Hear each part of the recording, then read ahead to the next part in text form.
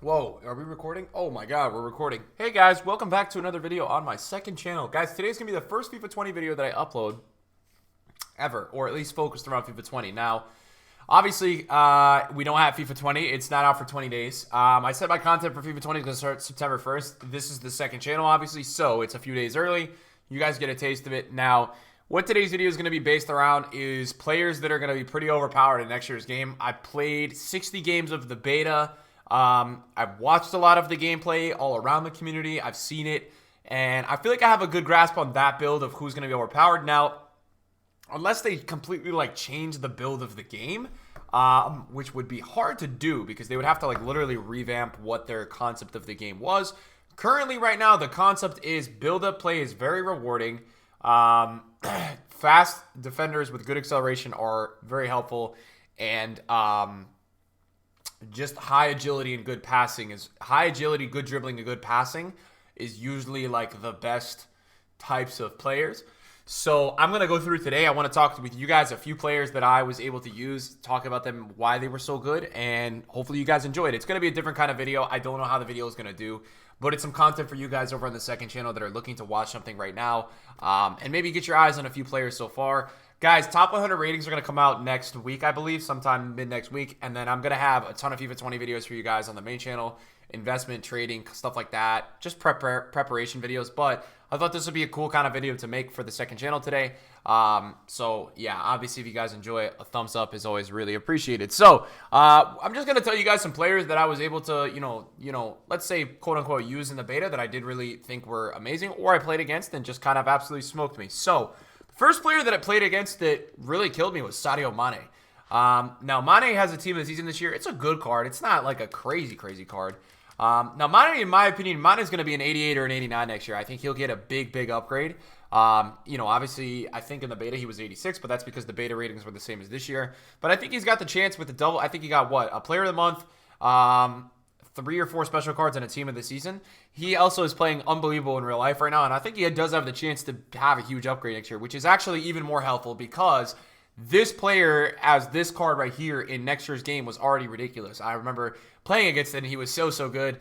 Reason why Mane fits the FIFA 20 build so much is because he's got 4-star, so he's good on both feet. He can do a little bit of skilling. He's got high medium, which means he's going to focus a lot more on attacking. This is a very good left forward, left wing next year.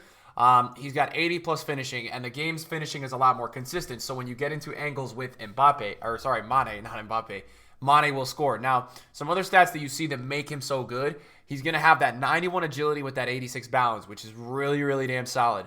That is why he probably feels so good. He's feeling good on the ball, and then as well with all that kind of stuff, he's going to have that high acceleration. Now, we don't know exactly what the stats are going to be, but the good news is when you look at this card, it's going to be this card or even better for the upgrade that he will probably receive next year. So that's all good news, and that's most likely what Mane will look like or be something like next year, which is a good thing. So Mane is going to be probably the first player that I really remember about getting smoked against in the FIFA 20 situation. So that was the guy that I really think belongs in this team.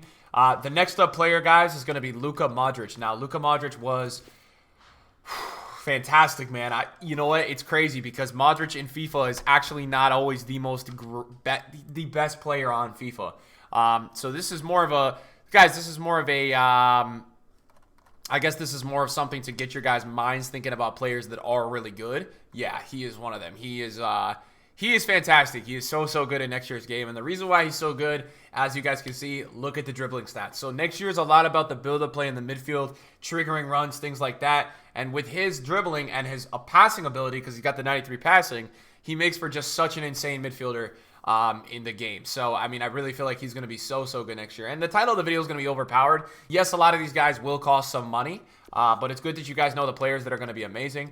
The next player that I want to include in this video is going to be Lionel Messi. Whether he gets a downgrade, it stays the same, or gets an upgrade, it won't really matter. As long as he's somewhere around the 92, 93, 94, 95 region, he will be insane. The reason why I think this guy will be insane, especially at the cam position, he is so tiny that he's going to be able to do those little circles for you. And because manual defending is so important next year, I think Messi has the potential to finally have his year. I think it's going to be his year next year. We'll see what EA do to the game, but I think the strength for me didn't really matter too much with him. He's able to navigate those tight areas so freaking well, man. and then he's able to have the 95 finishing to get the shot off. This guy really didn't miss. I was even shooting on his right foot, and even on his right foot, he was killing it, man. So I really feel like this card is going to be really, really good next year, and I know that it's kind of crazy to say Messi's going to be overpowered, but he is, because Messi in FIFA has never really been that always top tier. So I feel like he is finally going to be very, very good. So that is something that I wanted to point out. Over at right wing, guys, I mean, look, this is another guy that is going to be getting an upgrade. But he's going to be really good, man. I think he'll be about an 89 rated. I think they'll give him maybe, I don't know yet what they'll give him, maybe a left wing or a right wing. But Sterling's going to be really good. And Sterling was good this year because Sterling had those quick little circles and things like that. But from playing the game, man, this guy knows how to dribble next year. And dribbling is probably going to be the most important stat in the game. Probably passing going to go with that. It seems like overall they made finishing better. For example, I was using players who had 75, 76 finishing, and they were scoring at good angles for the most part. They were still missing a bunch, but a lot better than FIFA 19 finishing in general when you have 99 rated. So I don't know the true importance on that stat next year. I think it's going to be important, but I think that, you know, I think that overall it's going to be really important to have that good dribbling and have that good passing. Now, another player that we're going to go with closer towards the center back is going to be Kimpembe, man. Kimpembe is so freaking good. Kimpembe was a guy that was actually on my starter team, and Kimpembe has the opportunity to really have himself a year. I think next year he's going to be medium high, which is why I think he's going to be so overpowered. They're going to make him a medium high, which means that he's going to be mainly focused on the defending over the attacking. He's going to be 6'2", and the guy is unique because he's got 74 agility as a center back. So that's going to be something that you're going to look out for, guys. It's going to make him, I think, very overpowered. He's going to also have the good strength, the good aggression, the good interceptions, and he's got that good short passing, so he's going to be able to build on the back a little bit for you. And there's another player that's going to go right with him, guys, and that player is going to be Marquinhos. Marquinhos, I think, will remain a center back on FIFA. I don't think they'll make him a CDM, but Marquinhos will be really, really good, and especially you're going to have that link, obviously, to Kimpembe, so that's very, very special. And both of these guys will be a little bit cheaper options, I think, in your squads if you're looking into that. We'll go ahead. We'll make some starter teams the next 2 weeks, but these guys are definitely some pretty decent options for you guys. Good acceleration, right? Good agility. As a center back, 70 agility is fantastic. You look at probably some icon center backs in FIFA right now, and I think like they have, I mean, you know, Desai Moments has what? 61 agility. So that's very good to have on a starter center back. And then he's got good marking interceptions, the good passing as well. A left back that I think will be very, very good next year is going to be Ferland Mendy. I had the opportunity to use his team of the year. I think your team of the season on the beta. Now, I think he's going to be an 80 rated or a 79 rated for Madrid next year. But it doesn't really matter because he's going to have these kinds of stats. And these kinds of stats as a fullback are going to be very good. He's also going to have 5-star weak foot and 4-star skills. This guy could potentially be the most overpowered left back in the start of the game. I really think that this guy has a chance to be just something really, really special. I think that he could be that guy for a lot of people's starter teams next year. And he's actually going to make me go ahead and put not Kimpembe, Eder Militao next to him. I think Eder Militao could be very good. As long as they keep Militao as a center back, not a right back, which they could make him a right back. He's going to be Madrid. He'll probably be 81, 82 rated, 80 rated, but he's going to have these kind of stats. And he's going to have that high acceleration. He's going to have that high agility, the high balance, the high reactions. This guy, and this is going to be your primary focus next year, man. Having every player in your team have good agility, have good balance, have good stuff like that. These are going to be your types of players that I think are going to work very, very well next year. And the players that I experienced, that were very good were these kinds of players. And I think it's important to have those guys included in your squads. Goalkeeper, I don't really know. I don't want to go too deep into the goalkeeper because the goalkeeper is always random. This is another card that I think is going to be very interesting next year. It's going to be Alan's gold card. And Alan's going to be implementing a very important role at a lot of CDM. He's a medium high and he's Serie A. But also, he's going to have that high agility, high balance, high reactions, high interceptions, things like that.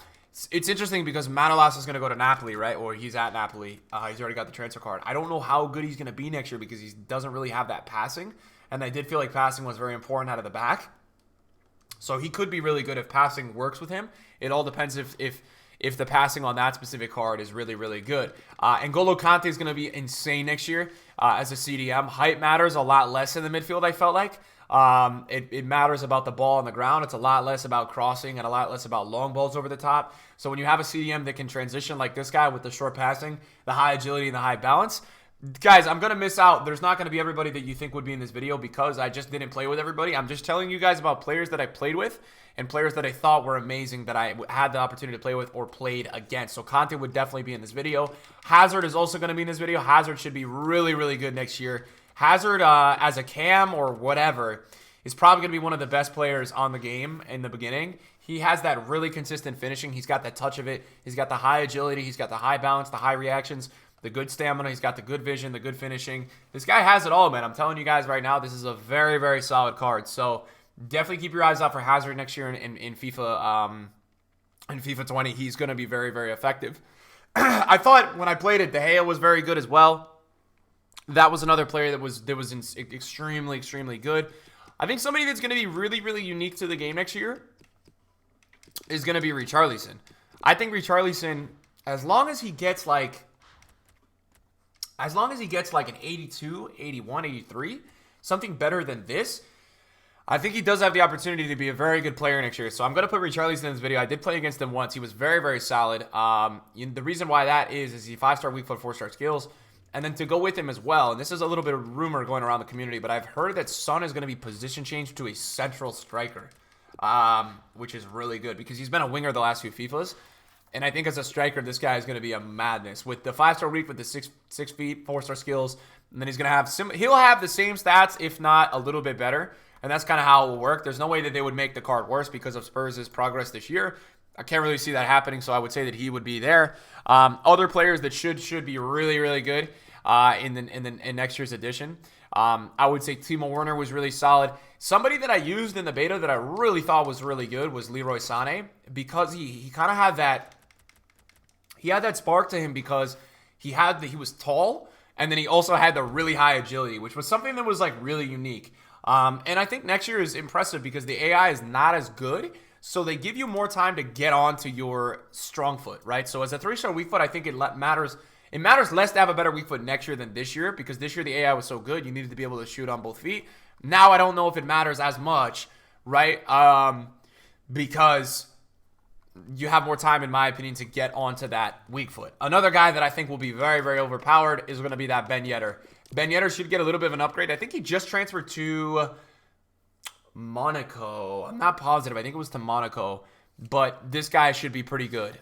He was really good this year, but I think next year, because of the meta, in my opinion, of being kind of a little bit more nimble and being able to navigate into tight spaces with the 5-star weak foot, the good dribbling, and the good passing with great finishing, this guy is definitely going to be somebody that I think you are not going to want to keep your eyes off of. I think he will be something that will be a little bit special compared to this year. And I think you guys know, I mean, there was videos even made on this card as being one of the best cards ever on FIFA 20 or FIFA 19. Sorry, I'm getting all mixed up now that we have FIFA 19 and FIFA 20 out. But yeah, I mean, I think you guys need to know the other players that I think you could be a little bit overpowered early on. I think Ousmane Dembele has a shout. I think Kondogbia has a shout. Those kinds of players, the guys that have pretty good agility, a good.